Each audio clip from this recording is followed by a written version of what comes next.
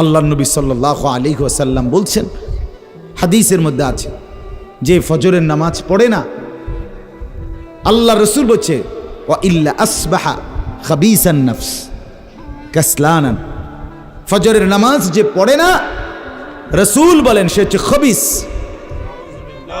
খবিস, এটা খবিস তুই বেটা। এই তোমরা যারা ফজরের নামাজ পড়ো না, খবিস তুই বেটা, খবিস। পাউডার লাগায়, পাউডার লাগাও কিত্তা, খবিস কোথাকার খবিস। আবার পাউডার লাগাও কিত্তা, ফেয়ার এন্ড লাভলি ডলও কিত্তা। কথা বলেন না কেন? তুই কিত্তা পাউডার লাগাও, পাউডার লাগাইলে বুঝি সুন্দর হয়। বেড়িয়ে দেখো না পাউডার লাগায়, এ বুড়িয়ে লাগায়, ঘন্টা দুয়েক পর আবার এ বুড়িয়ে দুইয়া লায়। বুড়ি জানে এটা ধোকা, ঠিক কিনা বলেন না? এটা যে ধোকা, নাহলে বুড়ি ধোকা। মেকআপ বক্স ধোকা আবার লাগাইয়া সেটা, এটা ধোকা, এটা আসল না, এটা নকল। আল্লাহ নবী সাল্লাল্লাহু আলাইহি সাল্লাম বলেন বেনামাজি খবিস। আর নবীজি হাদিসে আছে, বাথরুমে ঢুকতে, পেশাব পায়খানায় ঢুকতে নবীজি খবিস থেকে পানাহ চাইতেন, দোয়া পড়তেন। তো এই দোয়ার অর্থ কি? আল্লাহ আমি খবিস থেকে কি চাই? পানাহ চাই। তার মানে নবীজি বুঝাই দিছে উম্মত, পেশাব পায়খানার মধ্যে থাকে খবিস। খবিসের ঠিকানা কোথায়? Bathroom, bathroom, toilet. আল্লাহুম্মা ইন্নী আউযু বিকা মিনাল খুবুসি ওয়াল খাবায়েস। আল্লাহ খবিস থেকে পানাহ চাই। বাথরুমে ঢুকতে বলেন, জন্য বেনামাজি খবিস।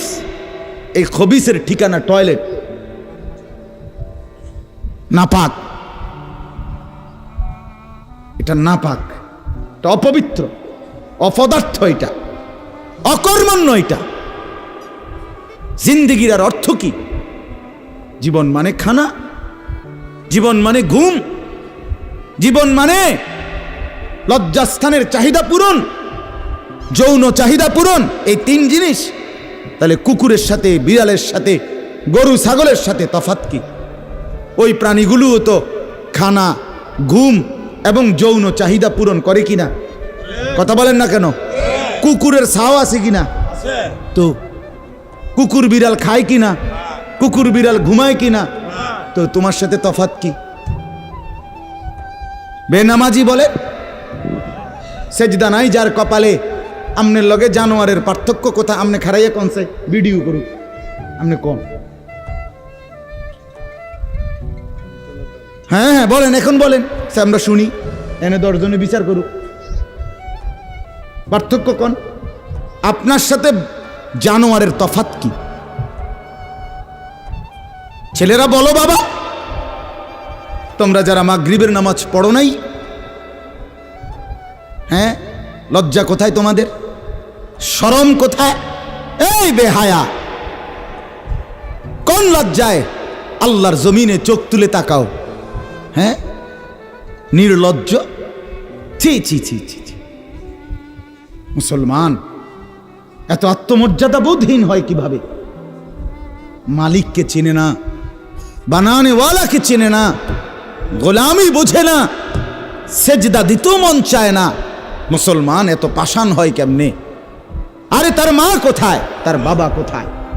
আরে তুই কোন মার দুধ খাইছত রে? তোরে কি মা দুধ খাওয়ায় নাই? তুই কি বাবার হাতে বড় হও নাই?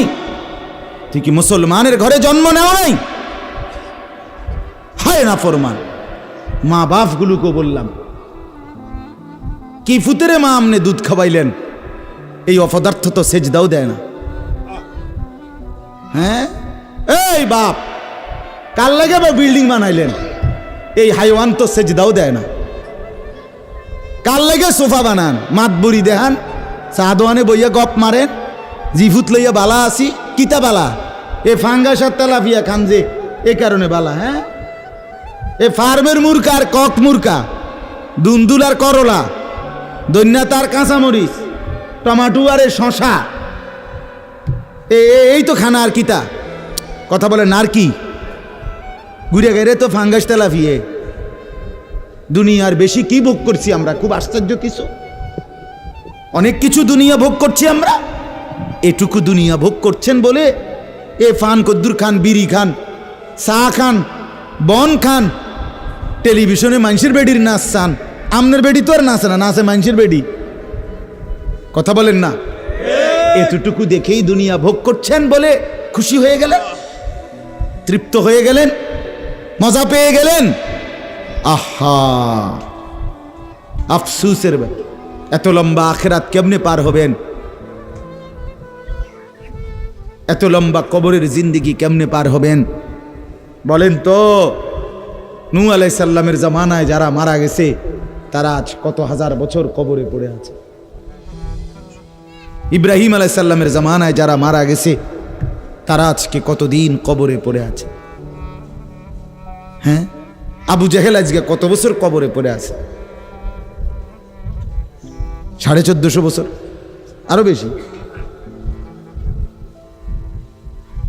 1450 বছর ধরে পড়ে আছে কবরে।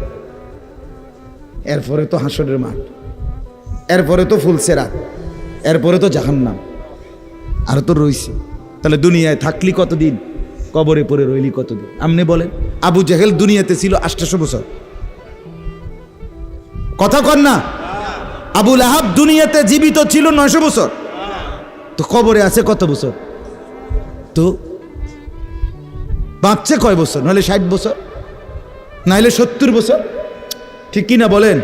তাহলে দুনিয়ায় ছিলি কতদিন, কবরে আসত কতদিন? আচ্ছা, এই কথাই এখনই মনে হইল। হ্যাঁ, এরপরে তো সামনেরটি রয়েছেই মিয়া, এখনো তো কিয়ামত আসে নাই, এখনো তো ইসরাফিল ফু দেয় নাই।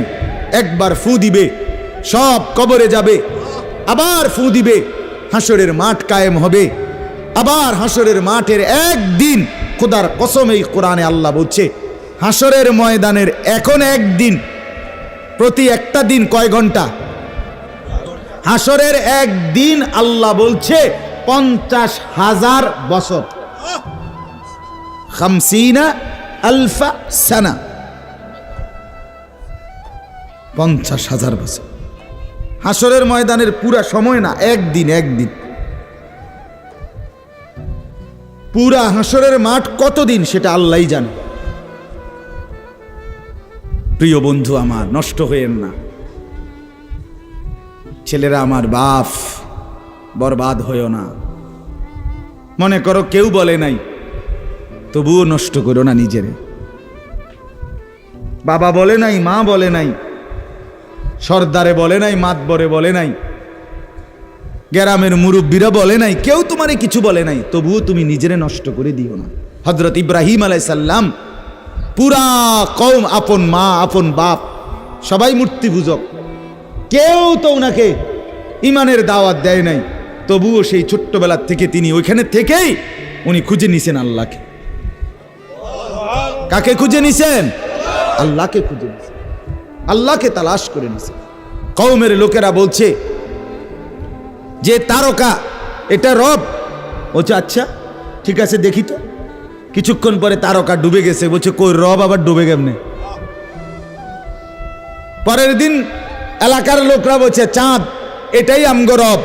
বলছে আচ্ছা ঠিক আছে, মানে নিলাম, দেখি তো। ভোর হতে হতে দেখে চাঁদ নাই। কিও রব যদি জায়গা, তো আমি বন্দা রইলাম, রব কো? বুঝেন নাই কথা?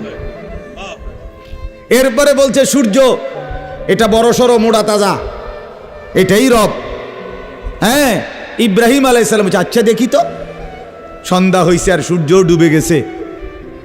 তো ইব্রাহিম আলাইহিস সালাম বলছে হায় আমার কওম, কি কও ইডি তোমরা? তোমার মাথা ঠিক আছে নি? রব কেমনে এর মোড়ে নামে? রব এমন হয় কেন? বানানেওয়ালা এত দুর্বল হবে কেন? তখন তিনি বলছে ইন্নী ওয়াজ্জাহতু ওয়াজহিয়া লিল্লাযী ফাতারাস সামাওয়াতি ওয়াল আরদা হানিফা ওয়া মা আনা মিনাল মুশরিকিন। যে না কওম শোনো, আমি তোমাদের বানানো কোনো দিকে ফিরবো না, আমি ফিরছি আমার চেহারা, আমার জিন্দেগি ফিরাইয়া দিলাম ওই সত্তার দিকে যিনি 7 আসমান ও জমিন পুরাটা বানাইছে। হানিফান, একনিষ্ঠভাবে আমি শুধু তার দিকে ফিরলাম।